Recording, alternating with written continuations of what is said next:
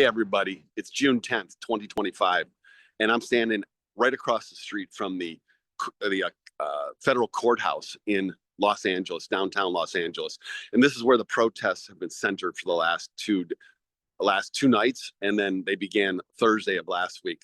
This street out front right here, right now, I'm gonna turn, was packed yesterday. There was just absolutely packed from beyond that corner over there. That's a freeway over there, and it goes across. There were police completely blocking that space over there, so you couldn't go out onto the freeway.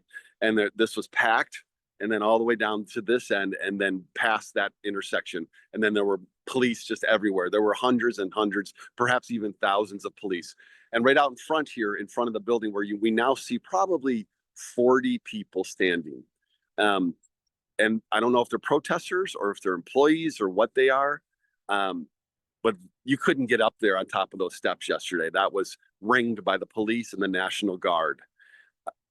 It is the day after what I think is one of the more important democratic, small d democratic moments in recent decades in the United States. People came here to express their opposition to the criminalization of immigrants in this country. This facility and the one right behind it, which is the Immigration and Naturalization Services facility, is a place where immigrants need to come to check in, to show that they're here and they're doing their work and they're being productive citizens. And on Thursday of last week, the federal government started arresting these people when they came in, just totally violating senses of trust and legality, and that led to these protests. Here's a couple things that I want to talk about in this Daily Truth. So this is a Daily Truth. It's part of the Institute for Common Power's Daily Truths. I came down here yesterday because I wanted to see it. I wanted to be part of this space. I wanted to be able to see what was going on in the way that citizens stand up for democracy. The fact that I'm here today and it's not crowded tells me a couple things. One, the message has been delivered. The message has been delivered by the protesters. And yesterday, when I was here for a good chunk of the afternoon, it was all nonviolent. It was peaceful. It was people standing up for what they believed in. There were signs, of course, and chants, and there were some short marches because they couldn't go too far. But there was no violence.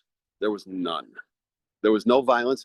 And the police did a good job too of holding off on their violence. They had all kinds of rubber bullets, and they had their tear gas, and their visors, and all of the various things that come with riot gear. But they held off for the most part too. Donald Trump, President of the United States, called in the National Guard unnecessarily. The police more than had this under control. They more than had this under control. Donald Trump called in 2,000 National Guard members over the weekend. And Gavin Newsom, the governor of the state, said that he actually only used 300 of them out of the 2,000. The other 1,700 were just left waiting. The federal government also did not provide food for them, did not provide transportation, did not provide lodging, did not take care of them at all. Donald Trump then called in another 2,000 last night, unnecessarily, and 700 Marines. Now, it is against the law to use federal military against United States citizens on domestic American soil. It's against the law. So to call in the 4,000 National Guard and then 700 Marines is nothing more than Donald Trump exerting his authoritarian tendencies, trying to provoke an incident, trying to turn it into what has been called his Reichstag moment, a reference to a fire in Germany in 1932 or 33 that Adolf Hitler capitalized upon and blamed communists for. He took it and used it to his advantage.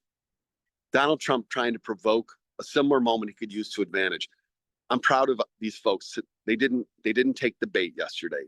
The truth here is that American democracy is still alive and well.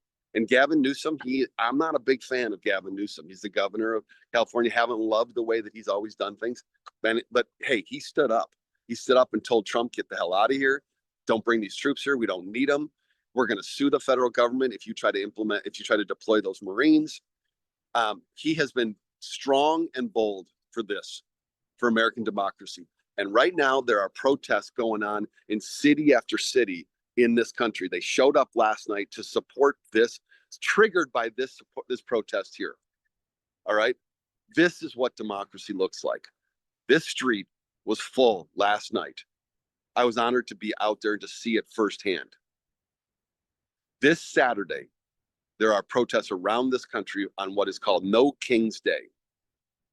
It is the day that Donald Trump is going to hold a military parade honoring himself on his birthday in Washington, D.C. The truth today of June 10th is that democracy is still alive, that we're fighting, that actually we're winning, that Donald Trump has nothing but authoritarian tendencies to invoke. Hold on, hang in, folks. Further together, it's our daily truth today.